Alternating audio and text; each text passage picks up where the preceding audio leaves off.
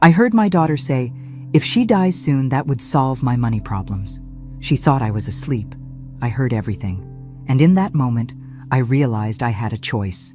Accept my fate or fight back with everything I had left. This is the story of how I reclaimed my life when everyone thought I was just waiting to die. Don't forget to subscribe and let me know in the comments where you're watching from. My fingers clutched the blanket as I heard those words drift through my bedroom door. If she dies soon, that would solve my money problems. My own daughter Diane's voice, followed by that hollow laugh I'd grown to dread. I kept my eyes closed, tears sliding silently down my wrinkled cheeks. The life insurance and investments would cover your debts and still leave enough for my new business, she continued, speaking to my granddaughter Amber in the hallway. They thought I was sleeping. They always assumed I was sleeping. The stroke 3 months ago had left my body weakened, but my mind remained sharp as ever, sharp enough to hear the truth that cut deeper than any physical pain I'd endured in my 85 years. I'd spent decades as the principal of Bridgeport High, commanding respect from hundreds of teachers and thousands of students. Now I couldn't even command basic decency in my own home. When footsteps approached, I kept my breathing steady, maintaining the illusion of sleep as Diane checked on me. Her shadow fell across my face briefly before she closed the door. Not a touch, not a word of comfort, just a quick verification that I was still breathing, for now. Once alone, I opened my eyes to the dim room that had become my prison. The house I'd owned for 50 years, paid off with decades of careful saving, now felt like a stranger's place. Photos of happier times mocked me from the dresser. William and me on our wedding day, Diane's college graduation, family vacations when smiles weren't manufactured for show. Later that night, I heard Diane on the phone, her voice drifting up from the kitchen. I've talked to a financial advisor about Mom's investments. Yes, I've power of attorney for medical decisions, but the money is still technically hers. I know. I strained to hear, my heart hammering. The stroke didn't affect her mind enough. No, we need to wait. A pause. Look, I'm not saying I want her to die, but realistically, at her age, it can't be much longer. I'd given everything to that girl. After William died of a heart attack 20 years ago, I'd poured my life into ensuring Diane had every opportunity. The best schools, financial support for her struggling business ventures, help raising Amber when her marriage collapsed. And this was my reward, becoming an inconvenient obstacle between them and my bank account. When Martha, my part-time nurse, arrived the next morning, she noticed my reddened eyes immediately. "Rough night, Eleanor?" she asked, her gentle hands checking my pulse. I nearly told her everything, but something stopped me. A flicker of an idea forming in my mind. "Just some pain," I lied, watching her face carefully. Martha had been assigned by the hospital after my stroke. Unlike Diane, she touched me with respect, spoke to me like a person rather than furniture. "I'll mention it to Dr. Lopez at your appointment tomorrow," she said, helping me sit up. My appointment. Away from this house. Away from Diane, who rarely bothered to accompany me anymore. As Martha helped me dress, I caught my reflection in the mirror, a frail woman with hollow cheeks and dull white hair. But in my eyes, I saw something I hadn't seen in months, a spark of defiance. My hands used to be strong. As I stare at them now, spotted with age, blue veins prominent beneath translucent skin, I remember how they once graded hundreds of papers each week, planted gardens each spring, and held my sobbing daughter when her father died unexpectedly. William's death changed everything. One moment he was complaining about heartburn after dinner. The next, he was gone, leaving me at 65 to navigate widowhood and a daughter who never quite grew up. The life insurance barely covered the funeral and his medical bills. "I'll take care of you, Mom," Diane had promised at the cemetery, her black dress whipping in the autumn wind. "Just like you always took care of me." What a bitter joke those words became. I sacrificed my retirement dreams for her. The European river cruise with my teaching colleagues, canceled to help with the down payment on Diane's first store. The book club meetings I loved, gradually abandoned as I spent evenings babysitting Amber while Diane pursued her networking opportunities that never seemed to materialize into actual business. Today, as Martha helps me into the wheelchair for my daily son on the porch, Diane's term for pushing me outside and forgetting me for hours. I watch my daughter through the kitchen window. She's reviewing credit card statements, her face pinched with stress. 3 designer shopping bags from her emergency retail therapy session yesterday sit by her feet. "Your tea, Eleanor," Martha says, placing a steaming cup beside me. I study Martha's kind face. She's worked for me for 3 months, ever since the hospital assigned her to my case. She doesn't know that I can actually walk short distances with a cane when no one's watching, that I sometimes sneak to the bathroom at night rather than use the humiliating bedpan Diane leaves because she doesn't want to be disturbed. "Thank you," I whisper, suddenly aware of how rarely those words are spoken in this house anymore. Later, I feign sleep as Amber stops by my room. At 23, my granddaughter is beautiful but hollow, more interested in her social media presence than building a real life. I hear her rummaging through my jewelry box. "Not the first time. Just borrowing, Grandma," she whispers, though she thinks I can't hear. "For my Instagram shoot." The diamond earrings William gave me for our 30th anniversary disappear into her pocket. I know I'll never see them again, just like the sapphire brooch that mysteriously fell down the drain last month. After she leaves, I carefully reach beneath my mattress where I've hidden the only piece that matters, William's wedding band on a chain, the last thing they'll take from me. That evening, while Diane thinks I'm napping, I overhear her phone conversation with her friend Melanie. The financial advisor says most of Mom's money is in conservative investments, too stable to access without her signature. I know, but guardianship requires proving mental incapacity, and despite the stroke, her mind is still sharp. A bitter laugh escapes my lips, thankfully too quiet for her to hear. The irony isn't lost on me. My mental acuity, once my pride, is now the very thing preventing my daughter from taking everything. When the social worker Jessica Morales visits later that week, I notice how her eyes narrow at the expired medications on my nightstand, the unwashed bedding, the untouched lunch tray. As she leaves, our eyes meet briefly. In that moment, something passes between us, a silent understanding, and I realize I may have found my first ally. "Mrs. Wilson, I'm concerned about these blood pressure readings. Dr. Karen Lopez studies my chart with furrowed brows." We're alone in the examination room, Martha waiting outside after helping me change into the paper gown that crinkles with every movement. I've known Karen for 15 years. She delivered the news about my breast cancer scare, celebrated my remission, helped me through William's death. Today, she'll help me start my resurrection. "Is Diane giving you your medication regularly?" she asks, her voice low. My hands tremble, not from weakness, but from the magnitude of what I'm about to do. "Karen," I whisper, using her first name for the first time. "I need to tell you something, and I need your absolute discretion." For the next 10 minutes, I speak without interruption. I tell her about the conversation I overheard, the neglect masked as care, the financial manipulations. By the time I finish, Karen's professional composure has cracked, revealing raw anger beneath. "This is elder abuse, Eleanor," she says, gripping my hand. "I can report this." I shake my head. "Not yet. I need more than accusations. I need evidence, a plan." I pause, gathering courage. "I need to contact Richard Coleman. Richard, my late husband's attorney and our family friend for decades. A man Diane always disliked for his direct manner and probing questions about her business ventures." Karen doesn't hesitate. "I'll call him myself. We can arrange for him to visit you during your next appointment." But fate offers a better opportunity. 2 days later, Diane announces she has a job interview, her first in months. "Martha will stay with you," she says, already mentally absent as she checks her reflection. "Don't wait up." The moment her car disappears down the driveway, I turn to Martha. "I need to make a call," I say, my voice stronger than it's been in months. "And then I need you to help me with something important." Martha's eyes widen as I ease myself out of the wheelchair and take tentative steps with my cane. "Mrs. Wilson, you can walk?" "Better than they think," I reply. "And please, call me Eleanor."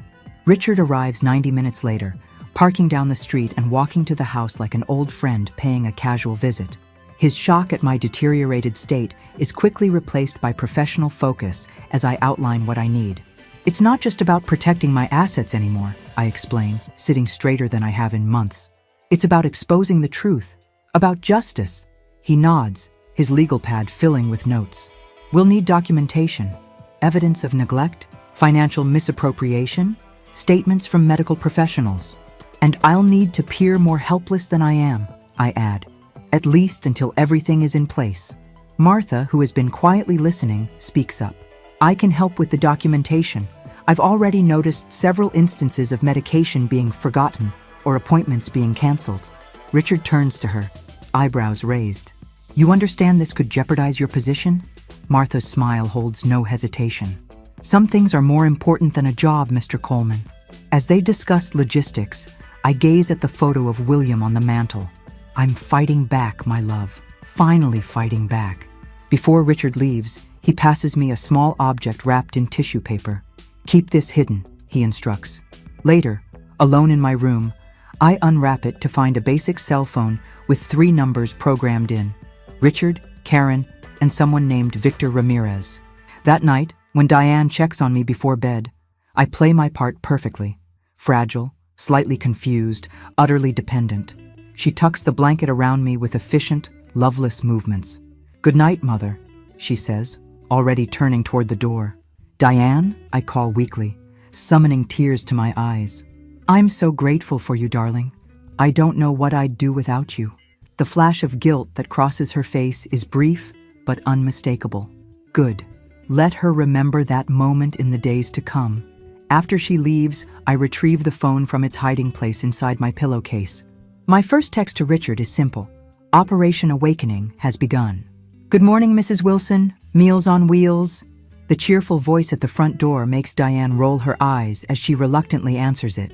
From my strategic position in the living room, where I've insisted on sitting today to see the garden, I watch as Victor Ramirez enters our home for the first time. In his mid-40s, with salt and pepper hair and kind eyes that miss nothing, he balances a thermal bag of food containers while chatting amiably with my increasingly impatient daughter. We're so happy to add your mother to our delivery route, he says, his smile never wavering despite Diane's chilly reception. The county has this wonderful grant program now. All seniors recovering from strokes qualify. Fine, Diane mutters, pointing toward me. She's right there. I have calls to make. Victor turns to me, and our eyes meet briefly, a silent acknowledgement passing between us. According to Richard, Victor Ramirez is one of the best private investigators in Connecticut, specializing in elder abuse cases. His Meals on Wheels cover gives him legitimate reasons to visit regularly. How are you today, Mrs. Wilson? He asks loudly, for Diane's benefit, as he sets the containers on the side table. Blessed to have such kind help, I reply with practiced frailty, my fingers discreetly brushing against his as he adjusts my napkin. The small memory card I pass to him disappears into his palm instantly. The card contains photos I've taken with the cell phone Richard gave me. Images of my untreated bed sores, the expired medications, the calendar marking skipped doctor appointments, and most damning pictures of checks with my forged signature that I found while Diane thought I was napping. Once Victor leaves and Diane retreats to her home office, Martha arrives for her shift.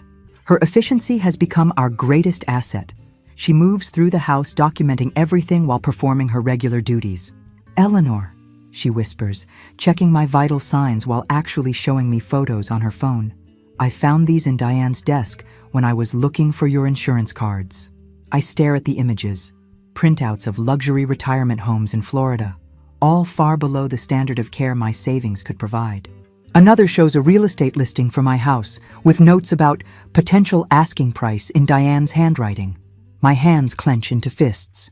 She's planning to sell my home right out from under me. Martha nods grimly. And there's more. Look at these.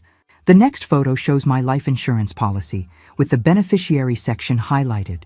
What stops my heart momentarily is the notation beside it.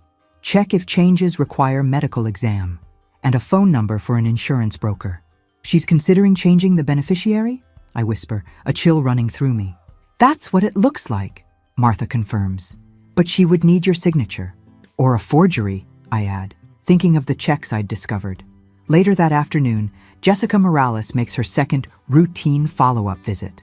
Like Victor, she's now part of our growing alliance, carefully documenting everything while maintaining a professional facade. "Mrs. Wilson," she says loudly for Diane's benefit, "let's check how your daily activities are going." In the bathroom, with water running to mask our conversation, she updates me. "I've filed an initial report noting concerns about medication management and possible financial exploitation. Nothing that will trigger immediate action, but it establishes a paper trail."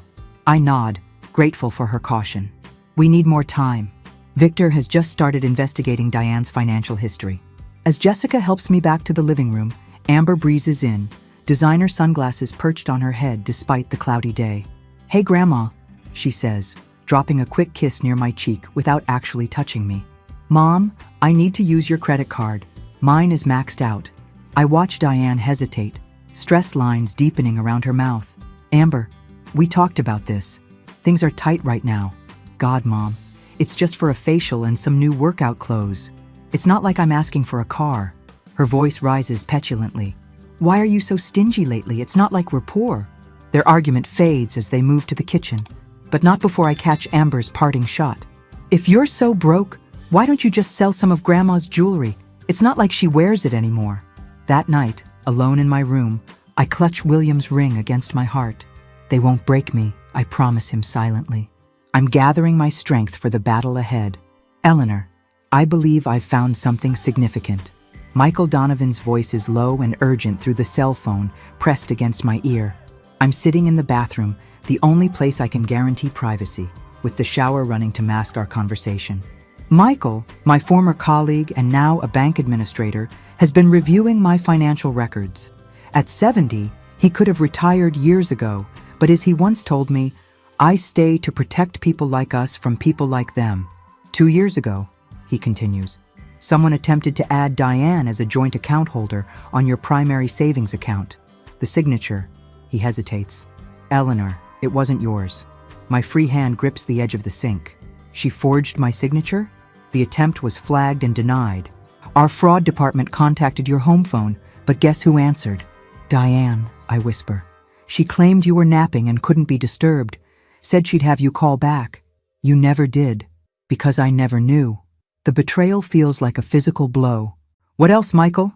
"Regular withdrawals from your checking account, always under $5,000 to avoid triggering alerts. Over $60,000 in the past 18 months. The bathroom door rattles suddenly. "Mom, why is the door locked?" Diane's voice carries over the running water. "Are you okay?" "Just having some stomach trouble, dear," I call back, my voice deliberately weakened. "I'll be out shortly." "Do you need help?" The concern in her voice would sound genuine to anyone who didn't know better. "No, Martha showed me how to manage. Just need privacy." I wait until her footsteps retreat before returning to the call. "I need to go. Thank you, Michael." "I've implemented additional security measures," he assures me. "Nothing that would seem unusual, just standard protections for seniors that require in-person verification for major transactions." After hiding the phone, I flush the toilet and emerge to find Diane waiting in the hallway. "You shouldn't lock the door, Mom," she scolds. "What if you fell?" I let my shoulders slump, playing the role of contrite parent. "I just wanted some dignity." Her expression softens momentarily, and I glimpse the daughter I once knew, before ambition and resentment twisted her. Then it's gone, replaced by efficiency as she helps me back to bed. "I've scheduled Dr. Harrison to evaluate you next week," she mentions casually. My heart races. "But I see Dr. Lopez. Harrison specializes in geriatric cases." She smooths my blanket with mechanical precision. "We need to discuss long-term care options, Mom. This arrangement isn't sustainable." I recognize the threat beneath her words. Dr. Harrison, unknown to me, would be more likely to support Diane's claims about my diminished capacity. That evening, Victor delivers more than meals. As he sets up my dinner tray, he discreetly passes me a note. Found connection between Dee and financial advisor James Mercer. Investigating possible kickbacks for senior care placement. Need more time. Later, Martha helps me call Richard from the bathroom sanctuary. "We need to accelerate our timeline," I tell him, panic rising in my throat. "She's bringing in a new doctor to evaluate me." "Stay calm, Eleanor," Richard's steady voice grounds me. "I've already spoken with Karen. She's arranging for Dr. Howard Wells to intercept this referral. He's the head of geriatrics at Bridgeport General, an expert witness in elder abuse cases. But how? Professional courtesy. Dr. Lopez will suggest him as a more appropriate specialist, given your history. Trust me, Howard is brilliant, ethical, and impossible to manipulate. After we hang up, Martha shows me something on her phone, a series of photographs. I found these while organizing the medication cabinet, she explains. The images show prescription bottles with my name, medications I've never taken, never even been prescribed. Sleeping pills, anti-anxiety medication, pills for dementia. She's been stockpiling these, Martha says, her voice shaking with anger. The dates go back months. That night, lying in bed, I hear Diane on the phone in the hallway. Yes, I have the paperwork ready. Once we have the doctor's evaluation, of course I'm sure. She can barely remember what day it is. The house alone is worth over $600,000 in this market. I stare at the ceiling, imagining William beside me as he was for 45 years. I won't let her erase us, I promise him. I won't let her steal the life we built. For the first time in months, I allow myself to feel the full force of my anger. It burns away the fog of fear and sadness, leaving clarity in its wake. This isn't just about money anymore. It's about justice, truth, and reclaiming my voice. Tomorrow, when Dr. Wells evaluates me, Diane will discover that underestimating me was her first and greatest mistake. Your cognitive function is excellent, Mrs. Wilson, Dr. Howard Wells announces, reviewing his evaluation notes while Diane shifts uncomfortably beside him. Your memory, problem-solving abilities, and verbal reasoning are all remarkably intact for someone of any age, let alone 85. I catch the flash of frustration on my daughter's face before she masks it with concern. But doctor, at home, she's often confused, forgetful. She needs constant supervision. Dr. Wells turns his kind but penetrating gaze to Diane. Cognitive function can fluctuate, especially after a stroke. However, Mrs. Wilson shows no significant impairment today. Today is a good day, Diane insists, her knuckles whitening as she grips her purse. You're not seeing what I see daily. Perhaps, he concedes, making a note in my file. I'd like to schedule some follow-up cognitive assessments. And Mrs. Wilson should resume her regular physical therapy sessions. I see they were discontinued last month. Insurance issues, Diane says quickly. We're working on it. Insurance approved 6 months of therapy, I interject softly, playing my role perfectly. I only attended 3 weeks. Doctor. Wells raises an eyebrow, but says nothing, merely adding another note to my file. Martha, sitting quietly in the corner, catches my eye with the barest hint of a smile. As we leave the office, Diane's silence is brittle with suppressed rage. In the car, it finally shatters. What was that performance? She demands, knuckles white on the steering wheel. 1 minute you can barely remember my name, the next you're rattling off insurance details? I gaze out the window, allowing a tremor into my voice. I was nervous. The doctor was nice. I wanted to do well on his tests. She exhales sharply. Mom, I'm trying to get you the care you need. These specialists, these evaluations, they're all for your benefit. The lie hangs between us like poison gas. I say nothing, conserving my strength for the battles ahead. That evening, something unexpected happens. Stephen Parker, the charming widower who moved into the neighborhood last month, stops by with a homemade casserole. At 60, he's fit and silver-haired, with an easy smile that makes Diane straighten her posture and touch her hair. Just being neighborly, he explains, handing over the dish. My late wife's recipe. From my wheelchair in the living room, I watch their interaction with growing interest.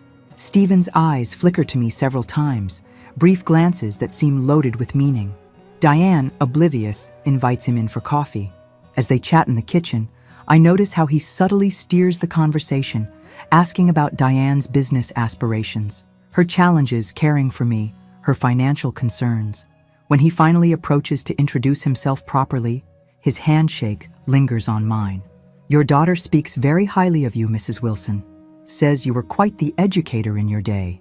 Something in his emphasis makes me study him more carefully. There's intelligence behind his charm, purpose beneath his casualness. Former school principal, I reply, my voice deliberately frail. Nothing special. On the contrary, he says, holding my gaze a moment too long. I believe you're quite extraordinary. After he leaves, Diane hums as she heats up the casserole. Nice man, she comments. Successful too, retired investment banker. That night, my cell phone vibrates with a text from Victor. Stephen Parker is not who he claims to be. Meeting tomorrow to discuss. Urgent. The next morning, Martha arrives with unexpected news.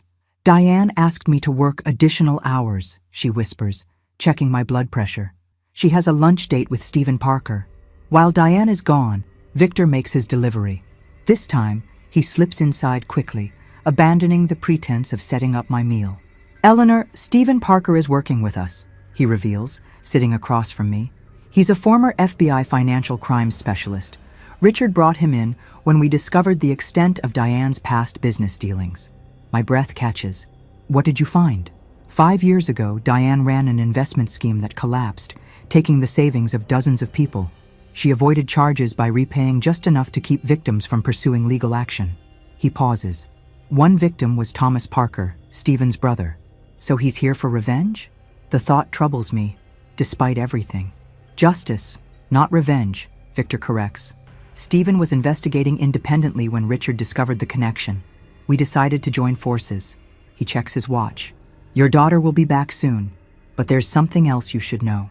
He hands me a folder containing financial records, a trust fund established for Diane by William when she was 25. Your husband set this up to provide for her future. The initial amount was substantial, over $1 million.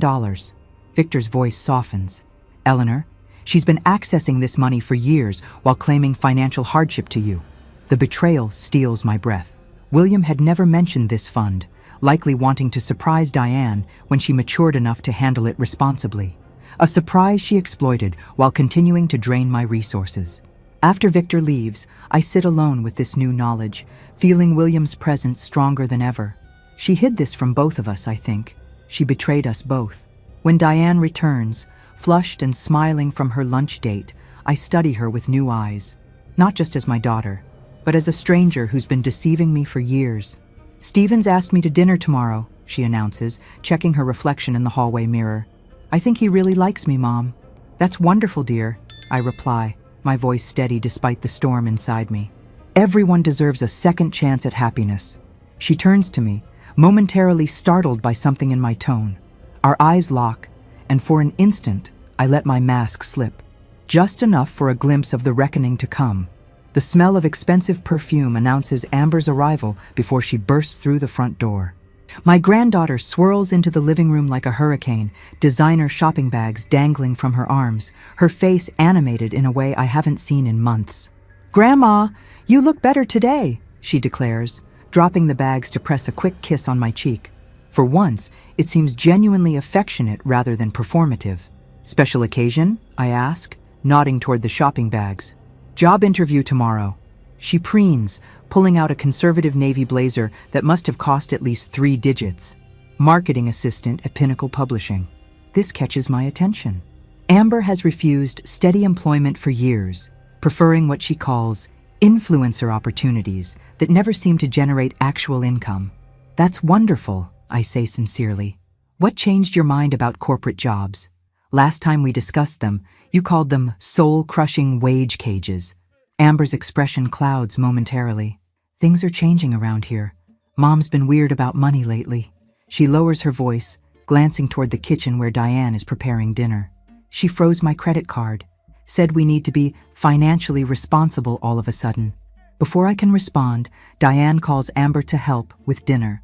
Their tense conversation drifts from the kitchen, Amber defending her purchases, Diane hissing about tightening our belts.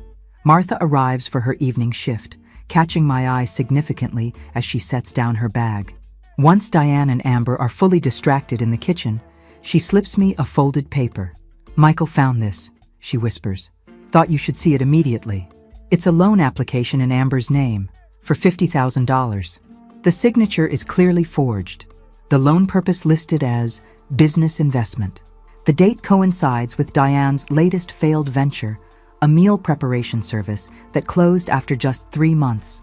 She used her daughter's identity, I whisper, horror washing through me. Martha nods grimly.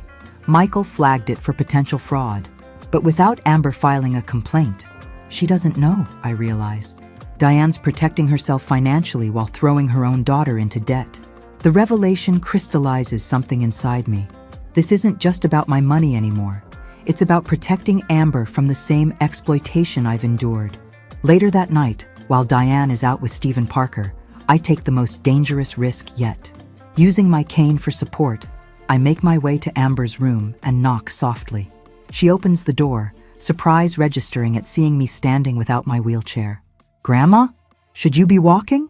"We need to talk," I say simply. "About your mother, your future, and some truths that can't wait any longer." For the next 30 minutes, I reveal just enough: the forged loan application, Diane's financial manipulations, her plans to sell the house. I watch Amber's expression shift from disbelief to shock to a cold anger that reminds me painfully of William when he discovered a betrayal. "Why are you telling me this?" she finally asks, her voice hollow. "Because you deserve a chance to build your life on truth, not quicksand." I take her hand, noting how it trembles in mine. "The interview tomorrow. That's your first step toward independence. Don't let her sabotage it." Amber stares at the loan document, her fingertips tracing the forged signature. "What about you? If everything you're saying is true, you're not safe here." "I have help," I assure her.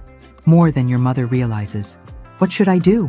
For the first time in years, my granddaughter looks to me for genuine guidance rather than money. For now, say nothing. Take the job if it's offered. Start building your escape route, just as I'm building mine. When Diane returns from her date, cheeks flushed with wine and flirtation, she finds Amber and me looking through old photo albums in the living room. "What's all this?" she asks, slipping off her heels. "Just sharing memories," I reply mildly. Amber wanted to hear about when she was little. Something in our synchronized innocent expressions makes Diane pause, her eyes narrowing slightly. "Well, it's late. Mom needs her rest, Amber." As they help me to bed, I notice the subtle change in Amber's demeanor, the way she actually looks at the pill organizer when Diane hands me my evening medication, the careful attention she pays to how my pillows are arranged. "I'll check on you later, Grandma," she promises, her eyes communicating more than her words. Alone in my room, I send a quick text to Richard.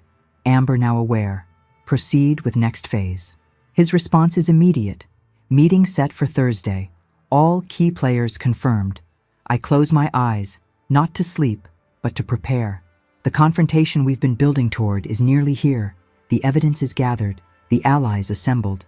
In 3 days, Diane will finally face the truth she's tried so hard to bury, and I will reclaim the power she thought I had surrendered. He knows, Mom. Stephen Parker's words hang in the air between us. We're sitting in my garden, my first time outside in weeks without the wheelchair. Diane is at a spa appointment, a self-care day gifted by Stephen, creating this rare opportunity for us to speak freely. "Thomas recognized your daughter's name when I mentioned her," he continues, his eyes watchful. 5 years ago, she convinced him and 12 others to invest in a revolutionary meal delivery concept. He lost his retirement savings, $175,000. My hands clutch the garden bench. "And you're here for," initially, "evidence for a civil suit." His honesty is refreshing after months of deception. "But seeing how she treats you changed my perspective. This is a pattern for her, exploiting those who trust her most. A hummingbird darts among my neglected roses, its wings a blur of desperate motion. Why tell me this now? Because tomorrow everything changes," he says quietly. "Richard has gathered enough evidence. Victor has completed his investigation. The meeting is set." Fear and anticipation twist inside me. "And what about your relationship with my daughter? Has that all been pretense?" Stephen's expression softens. "I came here with anger, Eleanor. But watching Diane, I've seen something unexpected. How she repeats destructive patterns, pushing away anyone who might truly care for her, choosing schemes over substance." He sighs. "In another life, without the lies between us, perhaps things could have been different." Before he can continue, the sound of a car in the driveway signals Diane's early return. Stephen seamlessly shifts to casual conversation about garden plants as she approaches, her face tightening at the sight of me sitting outdoors without supervision. "Mom, you shouldn't be out here alone." The concern in her voice sounds genuine. making everything more complicated. She wasn't alone, Stephen says smoothly, standing to greet her with a kiss on the cheek. I stopped by early and found her admiring her roses. Thought some fresh air would do her good. Diane's suspicion melts under his charm. You're so thoughtful. She turns to me, her smile brittle. But you should have waited for me, Mom. What if you'd fallen? The irony nearly makes me laugh. Her worry about a fall while planning my financial collapse. Later that afternoon, while Diane shows Stephen out, Amber corners me in my bedroom. Her interview outfit replaced by jeans and a determined expression. I got the job, she whispers. But there's more. I found Mom's planner while looking for my birth certificate. She shows me a photo on her phone. A page listing tomorrow's date with a single notation. Meeting with Malcolm Reed, 10 a.m., guardianship papers. She's making her move, I murmur, feeling strangely calm. Sooner than we expected. What do we do? Amber asks, fear edging her voice. We're already doing it, I assure her. Go to work tomorrow as planned. When you return, things will be different. That evening, the house fills with a strange tension. Diane is uncharacteristically attentive, bringing me tea, asking about my comfort, even suggesting a movie we might watch together, something we haven't done in years. Is everything all right, dear? I ask, studying her unusually agitated movements. Of course, she says too quickly. Just thinking we don't spend enough quality time together. The guilt in her eyes is unmistakable. Tomorrow, she plans to take legal control of my life, and some part of her, some remnant of the daughter I raised, knows it's wrong. After Diane finally retires to her room, Martha arrives for the night shift. Tonight, her nursing bag contains more than medical supplies, final documents from Richard, instructions for tomorrow, and a sedative. Only if absolutely necessary, she explains, showing me the labeled pill. If Diane becomes volatile during the meeting, I shake my head, handing it back. No. Whatever happens tomorrow, she faces it with a clear mind. Martha's expression softens with respect. You still protect her even now. Not protecting, I correct her. Justice requires awareness. Redemption requires recognition. I look toward Diane's closed bedroom door. She needs to fully understand what she's done if there's any hope for her to change. That night, I sleep surprisingly well, waking to find Diane already dressed in her most professional outfit. Charcoal suit, pearl earrings, hair perfectly styled. Big day? I ask innocently at breakfast. Just some errands, she replies, buttering toast she won't eat. Martha will stay with you until I return. I nod, sipping the tea she's prepared. Take your time, dear. I'll be fine. Our eyes meet briefly, and something passes between us. A current of unspoken truths, of endings and beginnings. For an instant, I glimpse vulnerability beneath her armor, the child who once looked to me for security. Then it's gone, replaced by determination as she gathers her purse and car keys. I'll be back before lunch, she promises, kissing my cheek. A rare gesture that leaves me momentarily breathless. After she leaves, Martha helps me dress in the outfit we've selected carefully. Not my usual house dress, but a tailored navy pantsuit I once wore to school board meetings. My principal's outfit, William called it. My armor. Ready? Martha asks as the clock approaches 10.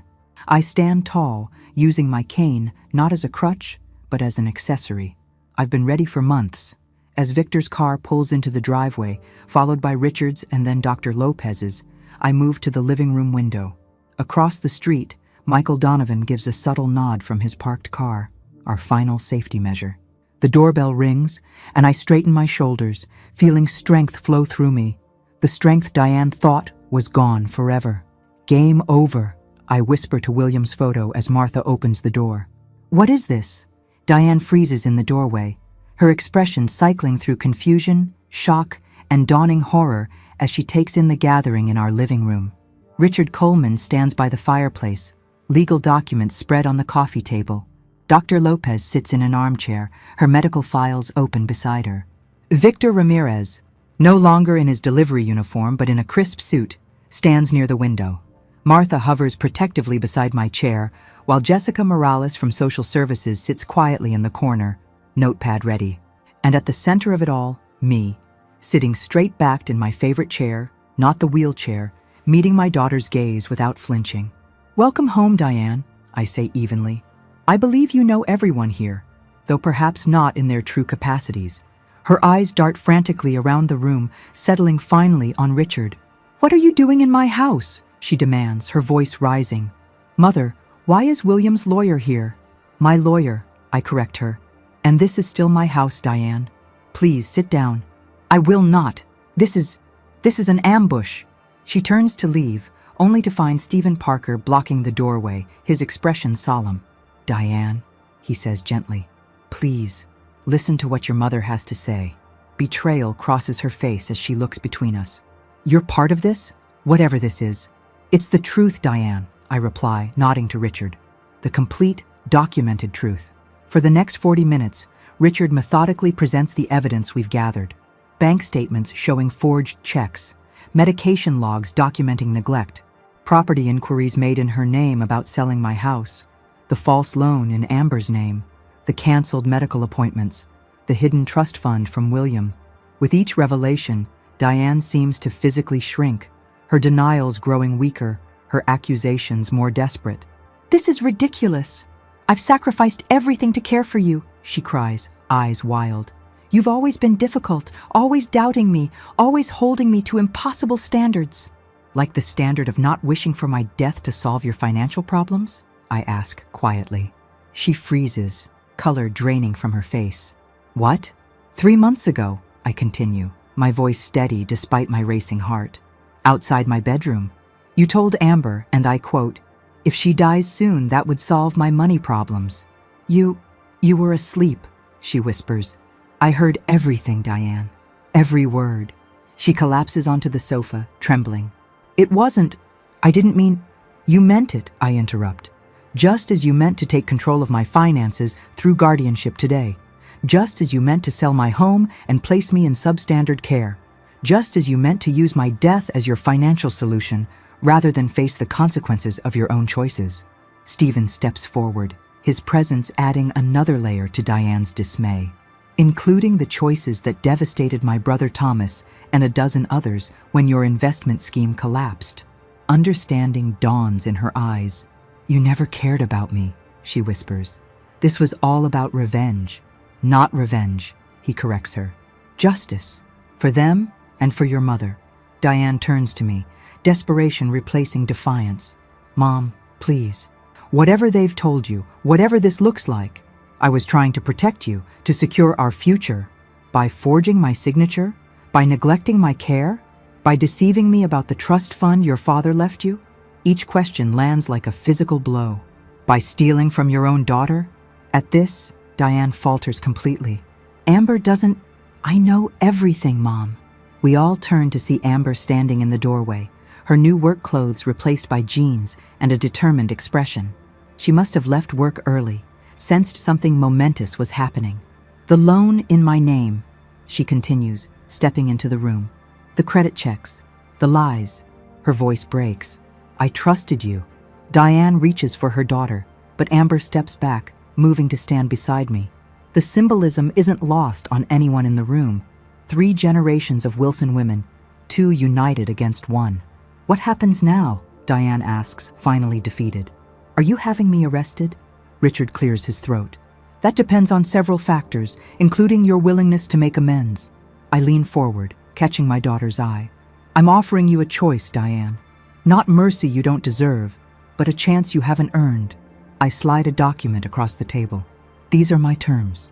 As she reads the agreement Richard prepared, her expression shifts from defiance to disbelief to reluctant acceptance. The document outlines a structured repayment plan for all misappropriated funds, therapy requirements, financial transparency measures, and a revocation of all powers of attorney. You want me to repay everything? She asks, voice hollow. Move out of the house? Submit to financial monitoring? Yes, I answer simply, or face legal consequences for fraud, elder abuse, and identity theft. I pause, letting the options sink in. Your choice reflects who you truly are, Diane. Choose carefully. The room falls silent as my daughter stares at the document, the pen Richard offers hovering in her hand like a sentence.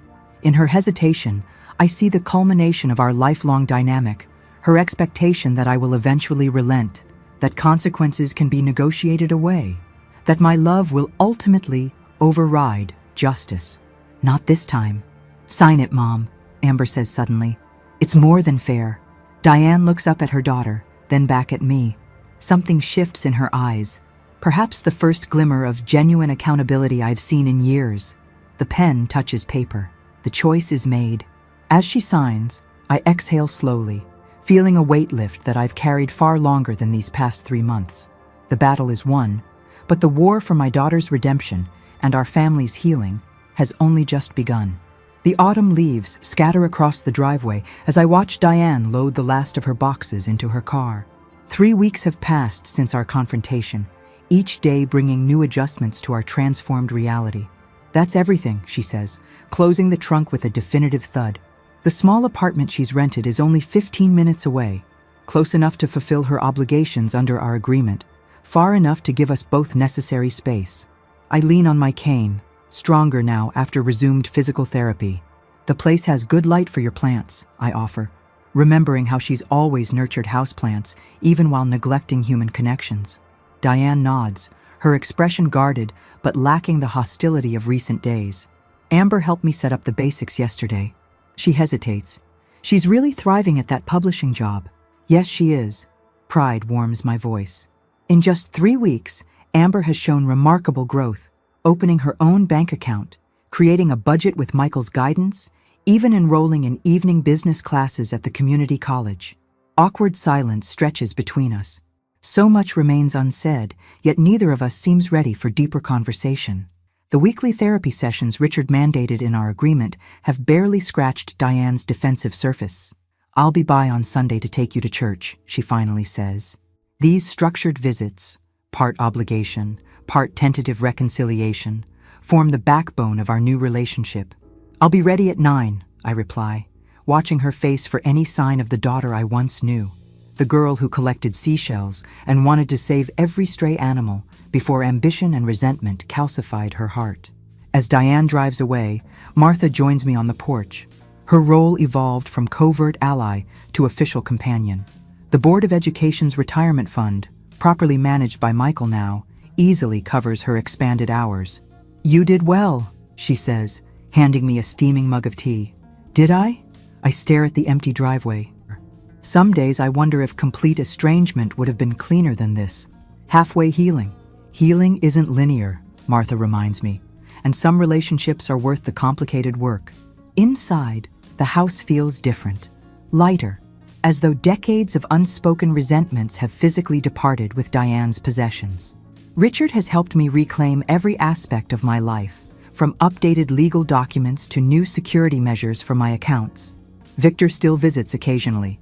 His Meals on Wheels cover abandoned for honest friendship. Later that afternoon, Jessica Morales stops by with unexpected news. I've been approached about starting a senior advocacy program, she explains, excitement brightening her face.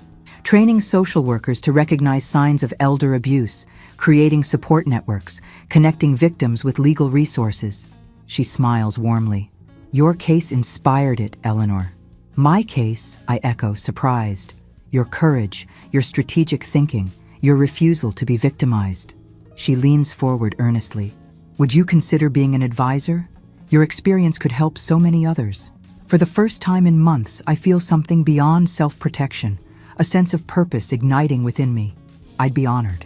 That evening, Stephen Parker brings dinner, not as Diane's suitor, that pretense long abandoned, but as a friend. His brother Thomas has received the first restitution payment from Diane's trust fund, part of our negotiated agreement. He was speechless, Stephen says, serving the pasta he's brought. After 5 years of thinking that money was gone forever. And the others? I ask, thinking of the 11 other victims. The payment schedule you established is working. Small amounts, but consistent. He studies me thoughtfully. You know, most people in your position would have pressed charges, walked away. I twirl pasta on my fork, considering my response. Punishment without possibility of redemption serves no one. Diane needs to make amends, not just financially, but by facing those she harmed. You still love her, he observes. Despite everything. She's my daughter, I reply simply. Love remains, even when trust is shattered. Later, Amber arrives after her classes, bringing energy and youthful determination into the quiet house. At 23, she's seizing this second chance with both hands, her superficial social media obsession replaced by genuine ambition. "I've been thinking about what you said, Grandma," she announces, dropping her textbooks on the coffee table. "About legacy being more than money." I smile, remembering our conversation about William's values.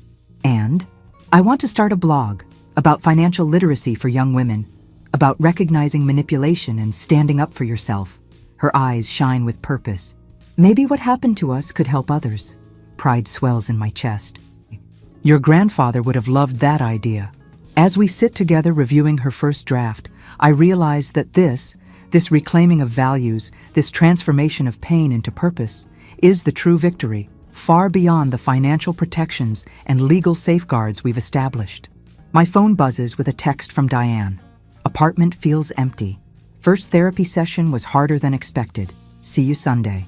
No apology, no dramatic declaration, just a small crack in the wall between us, a tiny admission of struggle and commitment to the process. I show the message to Amber, who reads it with a measured expression.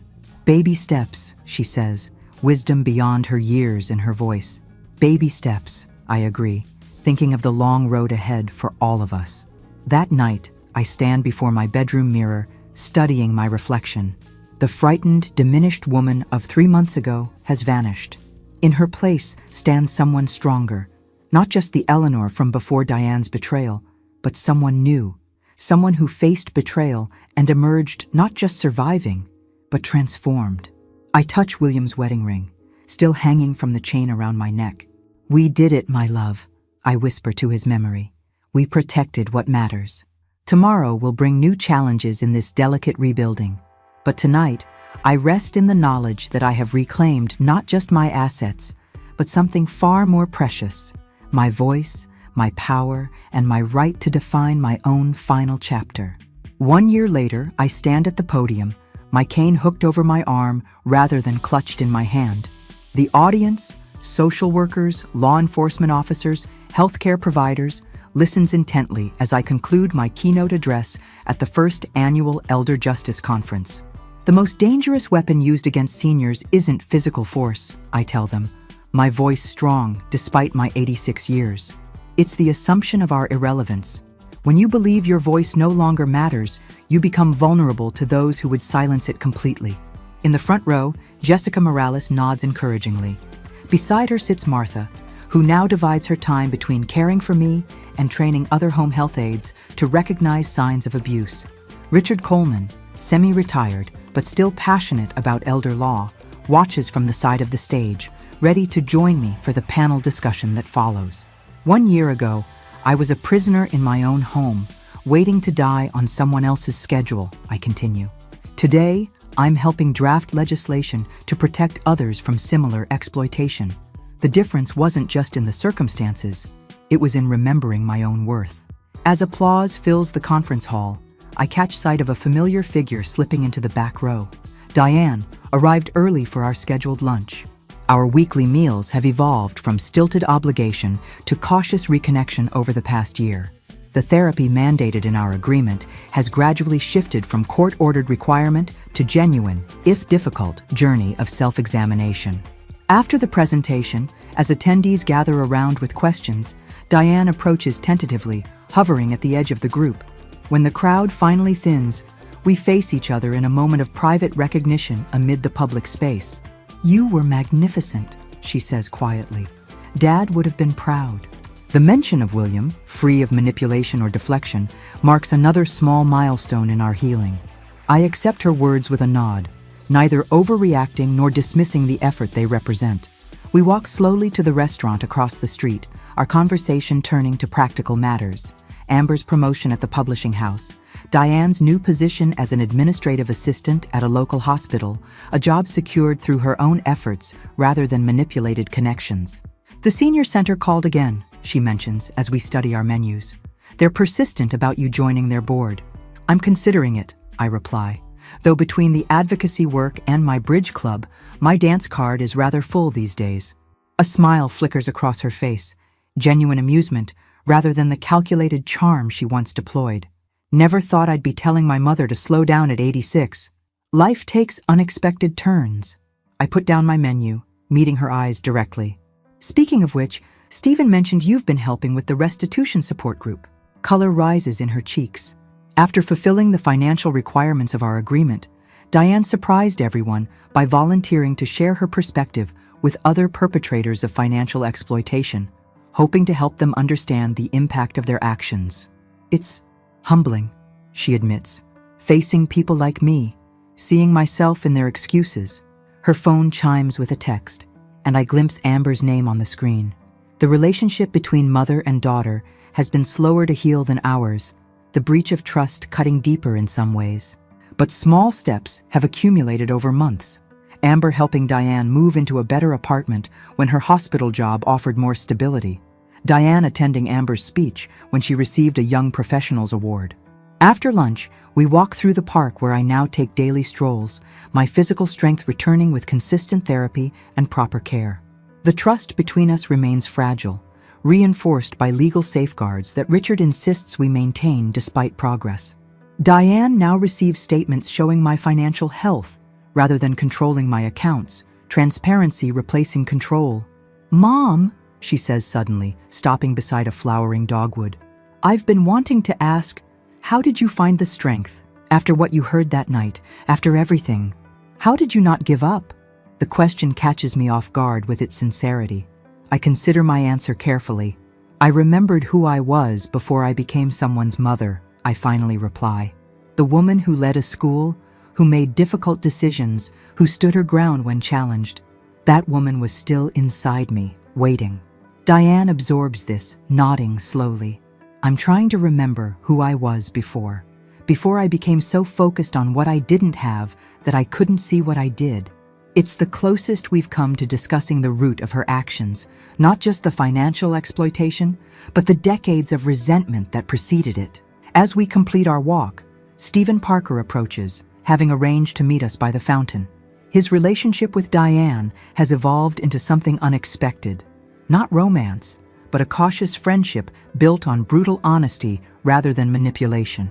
"Eleanor, Diane," he greets us. "Beautiful day for the conference." "It went well," I tell him. "Several prosecutors requested your contact information for financial crime cases." He smiles. Professional reinvention seems to be a theme among us. We part ways at my driveway, where Amber waits in her car, having driven directly from work to join our monthly family dinner. These carefully structured gatherings, with Martha present as both friend and buffer, allow us to practice new patterns of interaction. That evening, as the four of us share a meal that Amber and Diane prepared together, I observe the tentative new equilibrium we've established. Not perfect, not complete, but honest in a way our family hasn't been for decades. After Diane and Amber leave, Martha helps me prepare for bed, our routine now comfortable and respectful. "You seem thoughtful tonight," she observes. "I was thinking about forgiveness," I reply. "Not the kind that forgets or enables, but the kind that acknowledges the harm while allowing for change." Martha nods. "The hardest kind. The only kind worth offering," I counter. Later, alone in my room, I open the small wooden box where I keep William's ring. Beside it now rests a journal where I've documented this extraordinary year. Not just the pain and betrayal, but the unexpected gifts, renewed purpose, deeper friendships, and the discovery that even in my 80s, I am still growing, still becoming. I write one final entry for the night. "A year ago, I heard words that shattered my world. Tonight, I heard my daughter ask how to find her way back to herself. The journey between those moments has taught me that our greatest inheritance isn't money or property, but the courage to face truth, however painful, and the wisdom to build something new from what remains. William, my love, I think we're finally finding our way home." Closing the journal, I turn off the light and rest easily, secure in the knowledge that tomorrow belongs entirely to me, not as someone's mother or widow or victim, but as Eleanor Wilson, author of her own final chapters. Thanks for listening. Don't forget to subscribe and feel free to share your story in the comments. Your voice matters.